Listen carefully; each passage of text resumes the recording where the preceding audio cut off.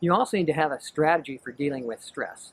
That's always a good idea, of course. We all have stress all the time, but if the holidays are particularly stressful for you, then you need a strategy for dealing with it, and that strategy needs to be up front.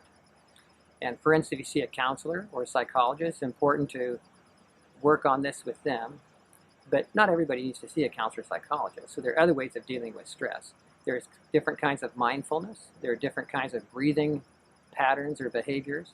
And there are some apps you can load on your phone, like Breathe to Relax. There's many, many of them. You can pick whichever one suits you. For some people that means yoga, for some means mindfulness, but whatever you do to manage stress is what you have to recognize and take the time to actually do it. If you are the kind of person that tends to get depressed over the holidays or feel lonely, you also need a strategy specifically to deal with that, which is a little different than stress. Often they're intertwined, of course, but it's a little different. So besides seeing a formal counselor, you can think about other things to do. For instance, identifying someone you feel comfortable talking to. Could be a friend, of course, or a family member, but it could be somebody outside of your friend or normal family network. It might be someone through the church, for instance. It might be someone through a community center that you visit. Or it could be through a formal organization or even an online source.